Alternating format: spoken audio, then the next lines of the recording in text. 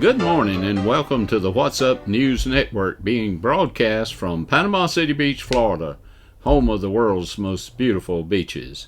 I am Jim Free with Jim Free Realty. Please click on the red subscribe button just below the picture. As far as I know, we've only had 2 Booger Holler residents graduate from Georgia Tech, and we are proud of both of them. Vernon Eugene Powers was one of the brightest young men to come out of Booger Holler. Vern was not only good with technical things, but he is also a good writer. He was so smart he won a scholarship to Georgia Tech. Vern did well at Georgia Tech and was known as the geek from Booger Holler. He graduated at the top of his class. Vern told his fellow classmates that he wanted to be a great writer. When asked to define great, he said, "I want to write stuff that the whole world will read, stuff that people will react to on a truly emotional level, stuff that will make them scream, cry, howl in pain and anger." Vern now works for Microsoft writing error messages. Vern was also credited with saving several lives. Randy Smith, a helicopter pilot, was flying around Seattle when an electrical malfunction disabled all the aircraft's electrical navigation and communication equipment. Due to the clouds and haze, Randy could not determine the helicopter's position. Randy saw a tall building, flew toward it, circled, and held up a handwritten sign that says, "Where am I?" in large letters. Vern quickly responded to the aircraft, drew a large sign, and held it in a building window. The sign read, "You are in a helicopter." The pilot smiled, waved, looked at his map, determined the course to steer to SeaTac Airport, and landed safely. After they were on the ground, the co-pilot asked Randy how he had done it. "I knew it had to be the Microsoft building because they gave me a technically correct but completely useless answer." After 6 long years, Bubba Smith graduated from Georgia Tech with a degree in textile engineering. He soon finds a CEO position in a textile plant in Lindale, Georgia, near his hometown of Booger Holler. Bubba takes over at a struggling company and decides to get rid of all the slackers. He knew many of the employees and wanted to make a good impression. On a tour of the facilities, Bubba notices a guy leaning on a wall. He can't believe this guy would just stand around on the job. Bubba walks up to the guy leaning against the wall and asks, "What are you doing here?" "I'm just waiting to get paid," responded the man. Furious, Bubba asks, "How much money do you make a week?" A little surprised, the young fella replied, "I make about $300 a week." "Why?" Bubba quickly has the controller write a check, and Bubba hands the guy a check made out for cash for $1,200 and says, "Here's 4 weeks' pay, now get out and don't come back." The man puts the check in his pocket and promptly walks out, feeling pretty good about himself. Bubba looks around the room and asks, "Does anyone want to tell me what just happened here?" From across the room comes a voice, "Yep, you just tipped the pizza delivery guy $1,200. I noticed the New York Times had retracted their New York Times story about the death of Capitol Police Officer Brian Sicknick. They had run the story about Sicknick, and they had alleged that he had been hit with a fire extinguisher and died from those head injuries. Apparently, the cause of death has not been discovered, and the New York Times ran this article without checking it, and they said it came from reliable anonymous sources. Well, I can tell you, when you got anonymous sources, you probably got a lie. And these folks are so determined to get their story out fast that they're just taking shortcuts. They're taking fake news stories and publish them, and then once they publish them, everybody else jumps on board and tries to get out there and get the news out. And that's what happened in his case. As far as I know, we don't know what killed Officer Sicknick now, but apparently it was not blunt force trauma, as the New York Times had stated.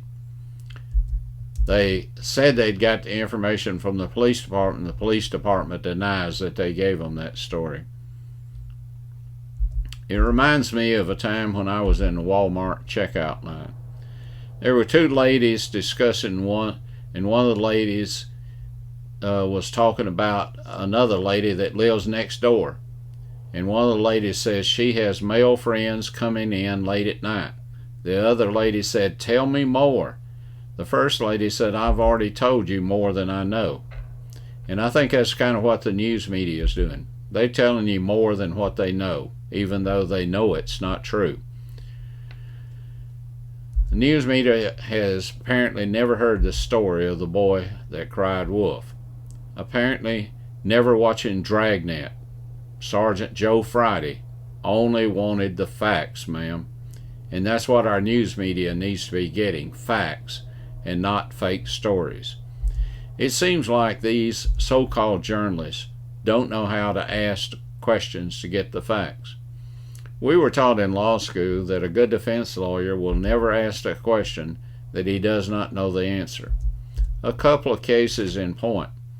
Attorney Bobby Lee Fry is defending a client on a murder charge. The murder occurred on a dark street with one street light. The eyewitness was 80 years old, and he was about 40 feet from the crime scene. The attorney started questioning the old man and said, "Mr. Jones, how old are you?" The old man said, "I will be 81 next month." "Mr. Jones, has your eyesight deteriorated or failed over the years?" "Well, yes, sir, I reckon it has."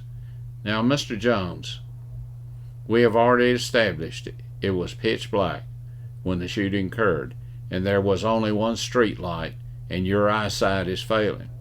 Mr. Jones, just how far can you see at night?" Mr. Jones answered, "Well, I don't rightly know, Mr. Fry. How far is the moon?" And the case of Mayhem, where it was alleged that Johnny Jones bit the ear off Randy Epworth. During the question, Archibald Smith asked the witness, Arthur Scoggins, who was in the bar room during the fight, "Did you actually see my client bite Mr. Epworth's ear off?" He said, "No, sir, I didn't." But the lawyer didn't quit there. He said, "Well, just what did you see?" Arthur said, "I just saw him spit it out." We must learn to forgive those that trespass against us. And I know it's tough. It's one of the hardest things to do is to admit that somebody's wrong, that you're wrong, and it's hard to also forgive somebody that's wronged you. So those two things are pretty tough, but we're required to do that. Some people, we have the cancel culture now, and if somebody says something that the other party doesn't agree with, they want to ruin their life. They want to get them fired from their job. They want the family put out on the street. It's just really bad. We've got to get back. God expects us to forgive people. He has forgiven us. He went to the cross and shed his blood so that our sins are forgiven, but he wants us to forgive others. So we're going to have to do that. Otherwise, if you're not getting your prayers answered, that may be one reason. You may be harboring some grudge against somebody that you just haven't forgiven. One of the problems I have always had is I like to take shortcuts, and it's almost always got me in trouble, and it always turned out bad, usually. Well, almost all the time. I remember when I was in high school, one of our chores was washing dishes, and I hated doing that. I love getting out, hunting, coming back in, and I actually did study some, not a whole lot. but I hated doing dishes.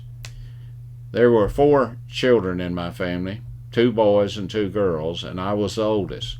My youngest sister was 12 years younger than I was, so she was not a factor in my plan because she was not old enough to wash dishes. But me and my sister and brother, we had to take turns washing dishes. So every third night, I got to wash dishes. My grades at the time were a little bit better than my brother and sisters, and each one of us was responsible for washing dishes every third night. I told my mom that I had a plan that would help motivate all 3 of us to study more, and the one with the lowest grades would have to wash dishes every night. Well, my plan worked. Everyone's grades went up, and all of a sudden my siblings were making better grades than I was, and I was washing dishes every night. So taking shortcuts don't always work for you. Speaking of dishes, does your family have dishes, towels, or washcloths that you're not allowed to touch?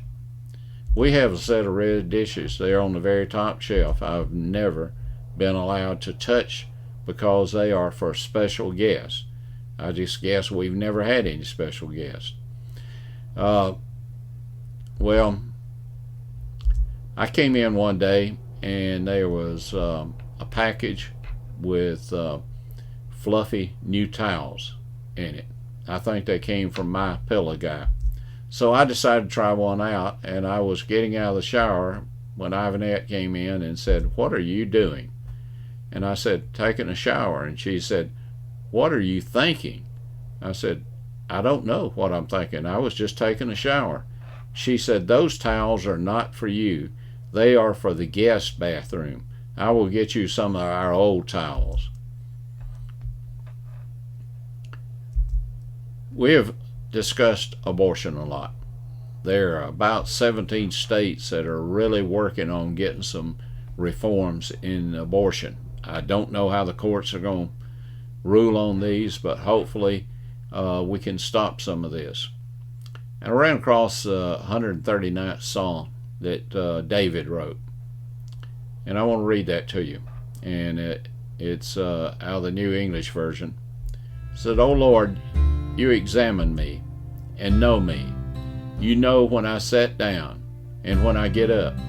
Even from far away, you understand my motives. You carefully observe me when I travel or when I lie down to rest. You are aware of everything I do. Certainly my tongue does not frame a word without you, O Lord, being thoroughly aware of it. You squeeze me in from behind and in front.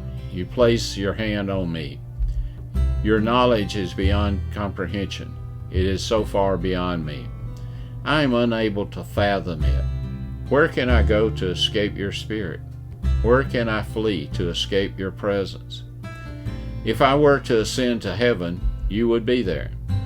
If I were to sprawl out in hell, there you would be also. If I were to fly away on the wings of the dawn and settle down on the other side of the sea, even there you would be. Hand your guide me.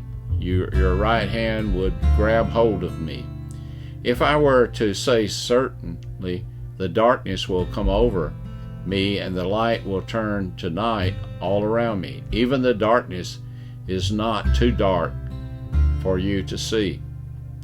And the night is as bright as day. Darkness and light are the same to you. Certainly you made my mind and heart. You wove me together in my mother's womb. I will give you thanks because your deeds are awesome and amazing. You knew me thoroughly. My bones were not hidden from you when I was made in secret and sewed together in the depths of the earth. Your eyes saw me when I was inside the womb, and the days ordained, for we were recorded in your scroll before one of them came into existence. How difficult is it for me to fathom your thoughts about my O God? How vast is their sum total? If I tried to count them, that would be outnumbered, the grains of the sand. Even if I finished counting them, I would still have to contend with you only. You would kill the wicked, O God. Get away from me, you violent men. The rebel against you and act deceitfully, your enemies lie. O Lord, do not hate those who hate you, and despise those who oppose you. I absolutely hate them. They have become my enemies. Examine me, O God, and probe my thoughts. Test me and know my concerns. See if there is any idolatrous ways in me, and lead me in everlasting way. David knew that God was with him from his conception and followed him throughout his life. And that's what we need to know, that these children that are unborn, and now we've got some that are born that they are killing them after they're born. We have to stop this. God had a plan for all these children, and this is not going to be tolerated. Until we meet again, may God bless you, your family, and this great country that we live in.